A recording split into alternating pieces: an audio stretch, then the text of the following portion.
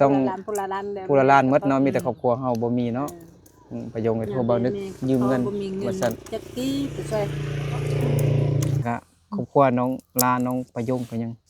มีเรื่องอุกใจเนาะลานก็ฮักก็เสียแล้วก็แม่ย่าก็เสียเด้ช่วงนี้ก็ได้พี่น้องเนาะจงอยู่ดีมีแห้งสุขภาพแข็งแรงขอให้มีแต่ความสุขความเจริญร่มเงิน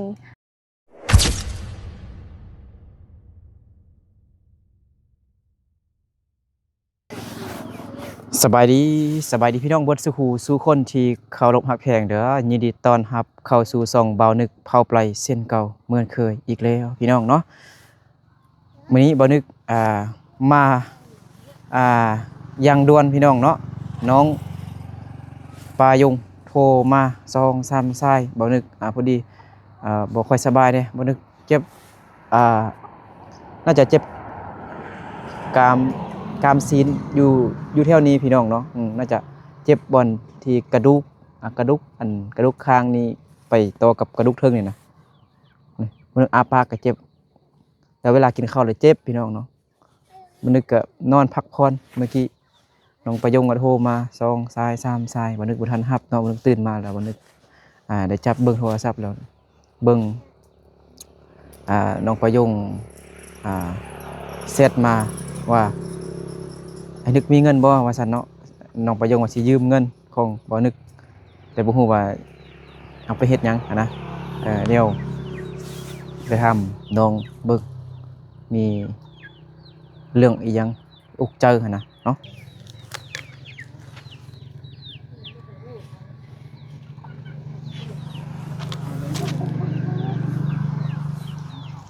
เป็นจังได๋ก็มีผู้สาวน้อยอยู่นำบัดนี้ฮะลูกผู้ใดน่ะคืองามแท้สบายดีเด้อสบายดีน้องประโยงสบายดีอ่ะ สบายดีเดี๋ยวเดี๋ยว แน่ๆๆบ่นี่ ก็ต้องเอากันมา ไอ้ฟาวมาหัวเด้บ่ได้ขนมมาซ้ำฟาวมาหาเอื้อยประโยงเป็นจังไดนะน้องประโยงโทรหาไอ้นึกเห็นหยังมีเรื่องอีหยังเรื่องเมญาเสีย เรื่องแม่ย่าเสียแล้วน้องประโยงขอยืมเงินไอ้นึก ไอ้นึกมีเงินบ่ พอยืมเงินเท่าใด1 ล้านกีบเอาไปเฮ็ดหยัง เพราะว่าเอาไปซื้อหมู ซื้อสินหมู่เนาะวันนึกก็ฮู้อยู่ดอกแต่ว่าตั้งคำน้องประโยงให้ FC ฮู้นำซื่อๆพี่น้องเนาะมื้อนี้บ่นึกมาคนเดียวพี่น้องเนาะให้บ่ค่อยสบายเด้เจ็บอันกระดูกปากนี่กินข้าวก็บ่แซ่บพ่อแม่น้องประโยงน้องอาปงยังอยู่เฮือนของแม่ย่าหรือว่าเฮือนของน้องล้าเนาะคือเรื่องก็มีอยู่ว่าล้าน้องล้าก็หากก็เสียได้ 4-5 มื้อได้ 4-5 มื้อพอดีได้ซ้ำมือ ฮะ พอดีได้ซ้ำมือ 3 มื้อวะร้านของน้องลาก็เสียได้3 มื้อแล้วบัดนี้ต่อมาแล้วก็แม่ย่าของน้องประยงน้องลาแม่ย่าของน้องลาน้องประยงก็เสียมื้อวานนี้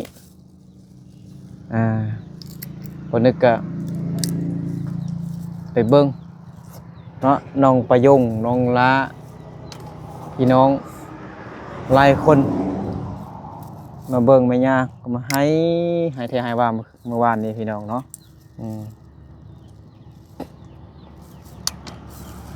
บ่นึกก็ไปสะยะมาไปบ้านห้วยสะแงมมา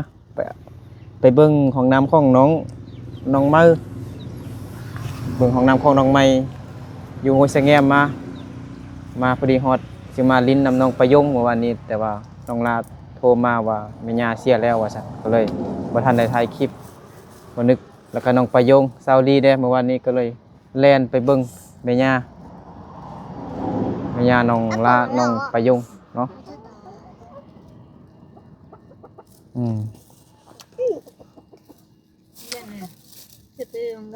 น้องลานี่ก็โศกหายแท้เนาะน้องลาน้องประยงปีนี้เป็นปีบ่ค่อยดีปานใดเขาว่าปีม้านะพอ ค่อยดีมีแต่เรื่องอุกใจน้องประโยงอยากได้เงิน1 ล้านว่าซั่นเนาะยืมบ่นึกยังบ่ทันได้เงินเด้พี่น้องเนาะเงิน YouTube บ่ทันออกก็เลยปรึกษานำผู้ใหญ่ใจบุญเพิ่นที่ฝากเงินไว้ให้บ่นึกเอาไฟฟ้าเข้าในเรือนของน้องประโยงแต่ตอนนี้ยังบ่ได้ดินเทื่อเนาะสบายดีน้องอาปงไปโรงเรียนมาบ่อ๋อสบายดีกะโตสบายดีกะโตโดยสบายดีสบายดีแม่เด้อแม่ประโยงไปนี่เงินแม่ย่ามาพี่น้องเนาะอาปงสบายดีเอากระโตไปมัดไปคืนไอ้นึกกระโตโอ้ยโอ้กระโตกินมาย่างมาน่ะคืนไอ้นึกคือแบบเม้นหมดเลย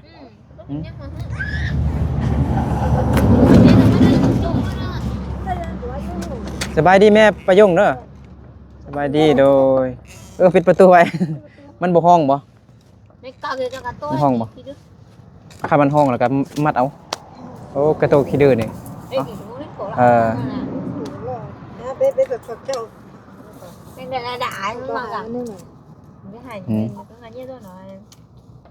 คือ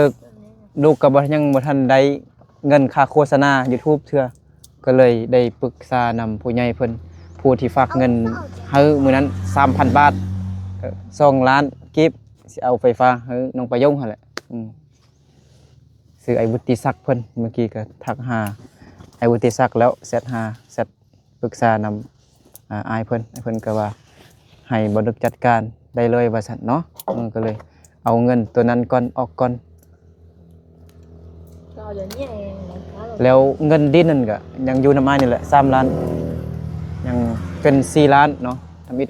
ก็ยัง5 ล้านเนี่ยเงินไอ้วุฒิศักดิ์2 ล้านแล้วก็เงินอันไอ้ปรีซาได้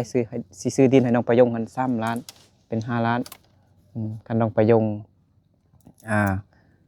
พอไปซื้อหมู่ช่วยเข้าในงานศพแม่ย่าก็ยังเหลือ4 ล้านกิฟต์เงินประยงเนาะแล้วพอบ่มีเงินจ้ากินมาก็จะเป็นแท้ๆเนาะนอนอยู่เมื่อกี้เริ่มมาใหม่ให้น้องนิบน้องคนนี้ส่งเงินอยู่บ้านนี้ก็บ่ได้ใส่ข้าวเฝ้ามาเมื่อกี้นอนอยู่ประยงโทรมา2 สาย 3 สายบ่ได้รับตื่นมาเจ็บบ่สบายเด้นะเจ็บอันนี้นะก็บ่มีเงินแม่พอซักบ่ได้เงินแม่พ่อก็ว่าตัวไปหาลูกนึงตัวได้หรอมาใส่บ่พ่อแม่ก็ใส่เงินบ่ได้ใส่ข้าวแม่ก็ตัวได้หรอต้องผู้ละล้านหมดเนาะมีแต่ครอบครัวเฮาบ่มีเนาะประยงให้โทรบ่นึกยืมเงินว่าซั่นจักกี้ไปใส่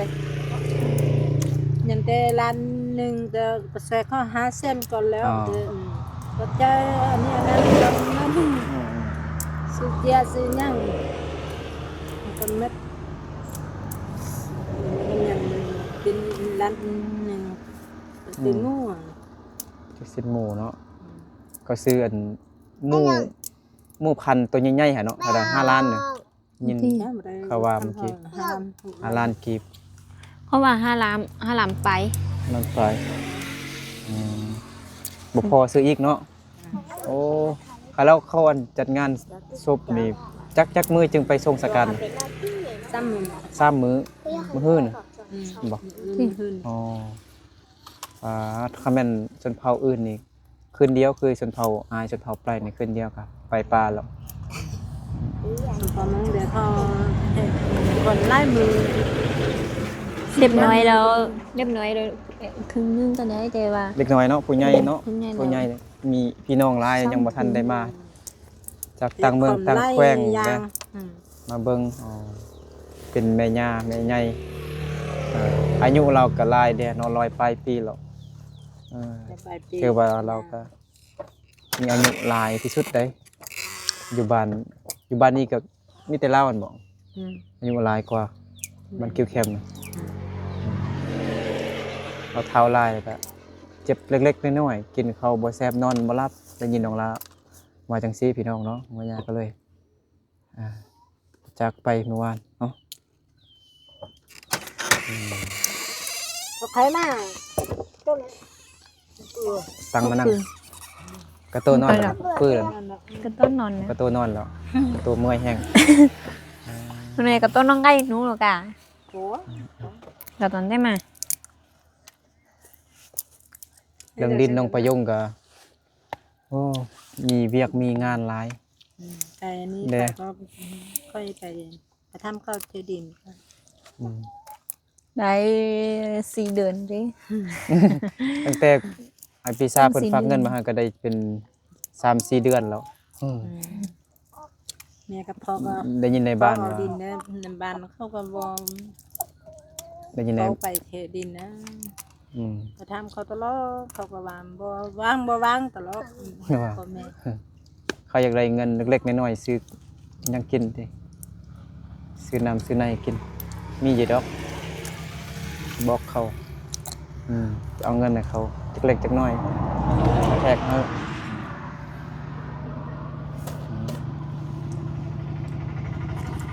น้องลามาแล้วบ่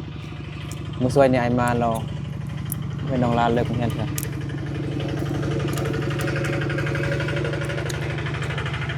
พอดีน้องประยงน้องลาน้องอาปงอันนี้ดิบ่ได้ซื้อหยังนี่ ไม่ ซื้อหยัง ช่อง เสื้อจี ไม่ ฮะ ส่ง ในชง ไม้ ไม่ชง ไม่ช่อง ไม่ชงกับเส้งอาปงกับเส้งบ่ จริงให้หนู เส้งประยงกับเส้งน้อยสวงเส้งผักเฮียนทีนึงเด้อ ไม่ช่องเราตัดช่วยหนึ่งเก้า น้อง เก้า ลา อยาก น้องประยงไปชอบเส้งกับบ่ค่อยซื่นใจปานใดเนาะยาเสียมีแต่เรื่องอกใจเนาะบ่ฮู้ว่าสิเส้งได้คะแนนดีอยู่บ่คือแม่ย่าลายนี่ มันดึบเตียเป็นสิ่งเงี้ยชี้ แห่งน้องลานี่ยังว่าอยู่นำย่าตลอดนี่ตั้งแต่น้อยมาน้องประยงก็ยังอยู่ลงเฮือนอยู่ ก็แม่นยางกันเด้อ เป็นย่าแต่ว่าบ่ได้อยู่นำย่าหั่นนะเงินหลังเดียวกับย่าคือน้องละอาปุ๊จับกล้องไอ้นิดนึงก่อน ต้องตัวต้องทิ้ง เอาเงินผู้ใหญ่เพิ่น ได้ก็ไม่ช่องตัวไม่ช่องถังงกกว่าเห็นไหมไม่ช่อง ซื้อซินหมูซวยเข้าเนาะจับจังซี่ไว้เด้ออืม เหมือนเยอะอย่างนั้นเป็น ได้ปะ หนา อ่า แต่ทันได้อ่ะ ให้กินเด้ฟาร์มาได้มื้อนี้น่ะบ่ฮู้ว่าบ่ทันเอาหยังมาซ้ำได้มื้อนี้น่ะ มันจะเนื้อหน่อยน่ะ อืม เห็นมันกันนี่ได้กินนี่ เอ้ยนั่ง บ่กินหลายได้เจ็บคอได้กินตะเวนเด้อ ขยันออกน่าจะตอนดอ อันนี้เป็นเงินของเห็นบ่เดี๋ยวนะไอ้เบิ่งแจ้งดีบ่ยับมาอีกตึ้งนิดนึงตึ้งก็ได้โอเคจังซี่ล่ะนี่นะพี่เด้อเอาเป็นตากล้องเบิดนึงก่อนเนาะไว้ลีไข่เล็กบ่วางเนาะเงินอันนี้เป็นเงินของไอวุฒิศักดิ์เพิ่นเนาะผู้ใหญ่ใจบุญเพิ่นทางฝั่งไทยเนาะฝากไว้นำเบานึกได้รายเดือนนั่นแหละให้เอาไฟฟ้าเข้าเงินน้องประยงแต่น้องประยงยังบ่ทันมีดินเป็นของตัวเองเทื่อก็เลยบ่เอาเทื่อก็เลยเก็บเล็กเก็บน้อยไปเนาะถ้าผู้ใหญ่ใจบุญท่านใดฝากเงินให้น้องประยงเรื่องไฟฟ้ากับบ่นึกก็เก็บไว้หั้นนะแต่ก็ยังบ่ทันมีเทื่อเนาะมีแต่ไอ้วุฒิศักดิ์ผู้เดียวเนาะฝากเงินมา2 ล้านเก็บได้3-4 เดือนนั่นแหละส่วนเงินของไอปีซ่าแม่น5,000 บาทแม่นซื้อดินเนาะซื้อดินมาของน้องประยง หาให้รู้มั้ย เงินของไอปีซ่าก็อยู่นำอ้ายนี่แหละเงินซื้อดิน3 ล้านกีบหรือว่า 5,000 บาทพี่น้องครับบ่นึกก็เก็บไปกระเป๋าบ่นึกนั่นแหละเนาะ ฮัลโหลยกแต่ ในบ้านเพิ่นยังบ่ว่าหยังเทื่อเนาะในบ้านเพิ่นก็ยัง แล้วยุ่งเวียกเนี่ยแล้วก็ครอบครัวน้องลาน้องประยงก็ยัง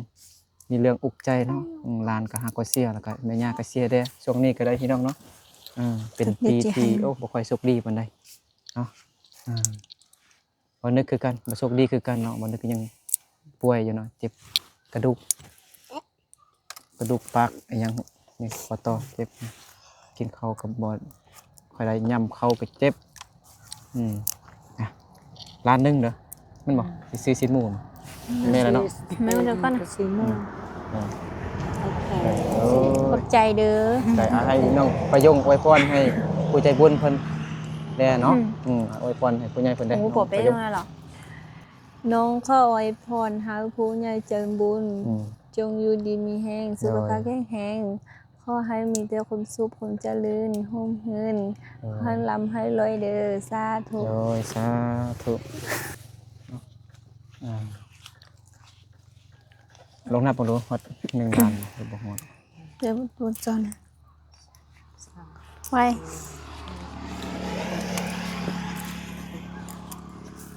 mình tưởng chỉ nó biết giàu tiền ha 10แสน10แสน10แสนก็1ล้านกีบ 10 cent เห็นหมดบ่น้องประยงà pong của mình bao nhiêu อาปุ้งไอ้ลืม แล้วเด้สิ บุญคุณโดย ได้แม่กับพ่อมาบ่ โดยบุญบุญคุณผู้ใหญ่ใจบุญเพิ่นเนาะคือน้องประยงก็ พ่อก็ดีใจไล่แม่ผู้ใจบุญใจดีช่วยแม่กับพ่อไล่เพื่อละแม่พ่อก็ใจดีไล่ เมื่อกี้พอสอบบ่ได้เงินนะพอรับใจ ใจแม่มือนี่พ่อกับแม่ พอไปเลาะยืมเงินเขาบ่ให้บ่บางทีเพิ่นก็มีอยู่เนาะแต่ว่าเพิ่นบ่อยากให้ซื้อ ไม่อยากให้เขาว่าพ่อแม่กับ หาบ่มีหยังแม่นบ่มีหยังจำเข้าหั่นนะ พยานติด บ่ได้คืนพยันบ่ได้คืนหั่นนะได้แต่ว่าการมันด้นหั่นนะบางทีเพิ่นก็ เมื่อกี้พอยับใจพอ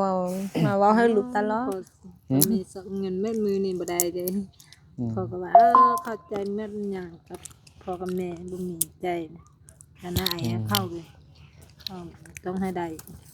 ลูกใส่ มันมีจักคนอันลูกชายของแม่ย่านี่ ใส่ให้มัน ลูก ยา ชายแม่ลูกชายลูกยิ่ง กั น่ะ นนี่5คนลูกใส่มันกันเด้ยิน ผู้ชายจักคน5คนผู้ชาย5คนเนาะลูกแม่ย่าเนาะ มันยาก็ยัง ผู้หญิง เศร้าก็ ลูกสาวเลย 7 6 โอ้ ละ มีจักคนน่ะ ฮะเราจริงไล่คนละบ่จื้อ1 2 3 4 5 คน 5คนเป็น10คนเนาะแม่นบ่โอ้ ไล่คน โอ้ลูกหลายคนเนาะ10คนพุ่นได้ลูกของอันแม่ย่าเนาะแต่ลาวก็ยังแข็งแรงอยู่ กำมันยางผู้อยู่นั่นยาก็เป็นเขาเอาไม่เอา ยังมีพอกินเดี๋ยวให้น้องกิน ก็พ่อแม่ก็เป็นลูกกับพักก็อยู่นั่นเอาเข้าไปอยู่นั่นเข้าใหญ่แล้วก็มันนี้ก็ใส่เข้า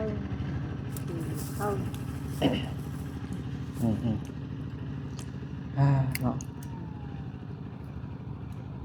มือช่วยนี่บ่นึกก็ได้เอาเงินที่ผู้ใหญ่ใจบุญเพิ่นอยู่ทางอเมริกาเนาะมามอบให้อันครอบครัวของน้องลาเนาะให้ซื้อหยังซื้ออยู่ซื้อกินนี่แหละอยู่ในงานศพของแม่ย่าต้นลานน้องลาเสียบ่นึกก็ได้ช่วย300,000กีบเนาะก็เข้าแท้เข้าได้หมดแล้วบ่เก็บเงินได้หมดแล้วบ่ทั้ง4คนน่ะจักคนน่ะ เข้าเก็บได้แล้วยังเก็บพ่อ แต่ยังเป็นครอบครัวน้องประยงเนาะ มือมาก่อนแล้วยังเอาเงินไปได้ โอ้เอาเงินคนอื่นมาจ่ายก่อนเนาะคือคล้ายๆแบบเฮาต้องติดหนี้เขาอยู่เนาะถ้าเฮาได้แล้วก็จึงไปมอบให้ใครไปใส่เข้า ไปใส่เข้าไปใส่ก่อนแล้ว มีแต่เรื่องอุกใจเนาะ หมดสุดีเด้คนเสียส่งคนเลี้ยงกันเนี่ยทุกอย่างแต่ว่าบ่มีเงินจักติดอันนั้นช่วยล่ำไป น้ำใต้นะมีไปช่วยยาก็ช่องลานเลยเนี่ย ตอนล้านเสียก็ไปซวยล้านหนึงยาเสียก็ซวยล้านหนึงเนาะซวย ยาก็ กัน น้ำไปนะทีมูก็เงินก็ห้าเส้นก็ซื้อเตี้ยซื้ออันนั้นจะไป อืม ซ้ำเส้นเลยซื้อผ้ามาปูมยานอนเด อืม มาไล่เหนียวตัดไล่ อืม พอมันก็มีร้านเดียวเนี่ยไปพ่ออีกสี่ใส่ FC เพิ่นก็เบิ่งอยู่แล้ว เรื่องตอนนี้ FC ยังบ่ทันช่วยเพราะว่ายังบ่ฮู้สิช่วยแนวใดเทื่อหั้นนะเพราะว่ายังบ่ได้ดินเทื่อต้องได้ดินซื้อดินก่อนตอนนี้ซื้อดินแล้วก็จึงสิเฮ็ดหยังก่อนหั้นนะดินหรือสิเฮ็ดเฮือนบ่หรือสิเฮ็ดห้องน้ำมาหยังหั้นนะเพิ่นผู้ใหญ่เพิ่นก็อยากให้ได้ดินเป็นของตัวเองแท้ๆก่อนแล้วจึงต่อไปแล้วก็จึงอ่าจะมี FC ผู้ใจบุญเพิ่นจะช่วยเหลือคนน้องประยุงเนาะน้องประยุงคือบ่มีอิหยังจักอย่างเลยดินเฮือนเป็นของตัวเองก็บ่มีดินให้ก็บ่มีเสาเขาเจ้าเฮ็ดให้เฮ็ดสวนซื่อๆเนาะนี่ก็ของเนาะก็มีลูกหลายคนเด้ก็บ่ฮู้สิแบ่งให้เนาะดินมา เขาก็ฟ้ามันอยู่นี่เนาะก็อย่างไรนะนี่คือก็ฟ้ามันอยู่ โอ้ลูกชายสิเอาเมียแล้วอยู่นี่บ่อ๋อลูกของสิเอาเมียแล้วก็มาอยู่นี่เนาะ ผู้กบออกมาอยู่นี่ คันน้องประยงนี่จากบ่อนนี้แล้วก็เพิ่นก็สิดุดนี่ติเห็นบ่สิดุดให้มันเพียงกับตัวนั้นบ่ไปหาน้องดุดไปนี่แต่นั่นแหละเมื่อกี้น้องประยงโทรมายืมเงินบ่นึกก็บ่ทันมีดอกคันบ่มีอันเงินผู้ใหญ่ใจบุญเพิ่นฝากมาให้ตั้งแต่มื้อนั้นเพิ่นให้เอาไฟฟ้าก็คือสิบ่มีเนาะบ่นึกคือทันมีทันได้เงินเนาะได้เงินสุดแล้วเนี่ยก็ซื้อข้าวซื้อน้ำซื้อของกินเนาะแล้วก็ซื้อน้ำมันรถเนาะไปไทยคลิปบ่นึกก็ได้พี่น้องเนาะแต่นั่นแหละ mấy là dục cái là nhu lỏng งัว lỏng ที่โยก้า อาปงหันกองไปเบิ่งงัวใหญ่ดูก็เอารถสิงโอ้ปงได้แล้วซื้อมาค้าให้ยา ฮะ วันนี้เขาซื้อมาค้ายาที่เมือ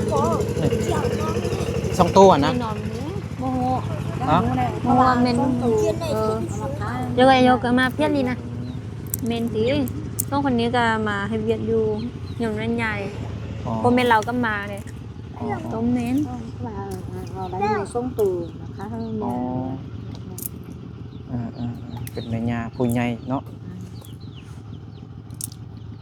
มีลานเล่นหลายคนก็เก็บเงินกันเนาะก็ได้มีหลายก็ซื้องัวซื้อควายมาค้ามากินทานแม่ย่า พอเอาเข้าก็บ่มีเงินเข้าก็ใครให้ซื้อหน่วยซื้อบ่มีเงินให้บอลอยู่สุ่มเก่า อีหยัง ยาพอเอาเข้าใครให้ไปซื้อหน่วยให้ยาบ่มีเงินพอเอานะเอาไปใครให้อยู่พอเอาใครให้ยาลัก18พุ่นเอาเงินมาซื้อ เงินมาซื้อ พอน้องรักใครให้ พอน้องละว่าพอน้องละ พอน้องรัก พอน้องละใครดินให้ อ๋อตัวเชี่ยมา เรากระเท้าเราให้เงินกันไปได้แล้วก็ทำยา พอน้องละใครดินเนาะ ใครดิน ใครเหรอ ใครให้ ใครแล้วเท่านั้นนะใครแล้ว 55 อ๋อ ใครปิดไก่เนาะปิดไก่นี่ ใครปีกไก่หรือว่าใครปีนี้ ปิดไก่นี่ยาก็บ่สบายเด้ก็ใครปิดไก่นี่เนาะเขาต้องจ่าย15 ล้านปิดไก่นี่ปีนี้ก็จ่าย40 ล้าน ปีนี้เขาก็จ่ายหมดเลยเนาะ ยาบ่สบาย ยาเสียก็เลยจ่ายหมดแล้วก็ซื้อ กับ อ่า ซื้องัวให้ ซื้องัวนี่เนาะ อืม อืม เราสู้แต่บ่ได้งัวให้ญาติบ่ได้ก็ ต้องให้มีงัว อืม ต้องค้างงัวเนาะพิธี เป็น ทุกเท่าเลย อ่า บ่เป็นบนเงินบ่ซื้องัวมาบ่ได้เขาก็บ่ให้ได้ เป็นประเพณีเนาะของ อืม อ่าของอันสันพามงเนาะบ่นึกอยากหัวน้องประยงอาปง สิ้นกสิรุดลง เลยยาก็มุนหาชื่อเธอ เดี๋ยวมาได้แล้ว คนไหนจี้ มีแต่ เนาะ นั่นแหละพี่น้องเนาะบ่นึก คนไหนจี้ กลับบ้านก่อนเนาะน้องประยงแม่น้องประยง น่า สิ รัก ไป นะ เอาเงินให้เข้าเนาะซื้อสินโม่เนาะขอบใจขอบคุณผู้ใหญ่ใจบุญเพิ่นหลายๆเนาะขอให้เพิ่นจงอยู่ดีมีแห้งสุขภาพแข็งแรงความเจ็บใดความไข้อย่าให้มีเราให้รวยสิได้ไข้มานอยู่มันควันยืนสาธุเนาะเดี๋ยวเบิ่งขนมยังอยู่บ่แต่เมื่อวานปุ่น วันยังเลย เบิ่ง เป็นยัง พรุ่งนี้ก็ย่าเลย แน่น้องปอจุเราแล้วมา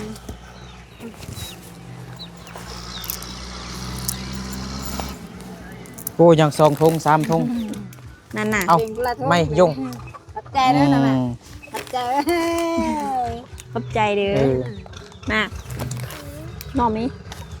มันแตกเด้นี่ ขอบใจ มัน2-3 ธงดูมันแตกอันนี้คิดบ่ได้เด้อ เออแยกกันย่าเลย ก่อน ข จิ อ ม บ บ่ ใจ ว่า เด้อ อ่า ไหนแถวได้บ่สิ อ๋อเพิ่นเนาะเขาเป้ยังมาหั่นน่ะบ่แม่นแม่น้องประจวบบ่ แม่ เออ ไปกับหมูกับเป็ด เขาดูมันขยันแฮงเนาะแม่น้องประจวบก็ยังคือเป็นสาวอยู่เนาะยังงามคือลูกอยู่ เนี่ย แม่นอืม ตอนเอ้ยน้องประจวนยังอยู่เขาคิดว่าแม่นเอ้ยน้องน่ะสิ เป็นไอ้น้องกันเนาะ เออ แม่กับ แม่กับปัจจัวก็ แม่กับประจวบเนาะหน้าคือกันงามคือกันเนาะ คือกันนี่ โอเคนั่นแหละเอ้าไอ้กลับก่อนเด้อ โดย เงินน้องประยงยัง4 ล้านพี่น้องเนาะไปซื้อดิน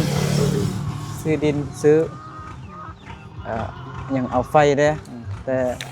เอาไฟนี่มันแพงพี่น้องเนาะมันเอาไฟนี่โอ้คือว่า7-8 ล้านพุ่นใดประมาณ10,000 กว่าบาทพุ่นแหละพี่น้องเนาะ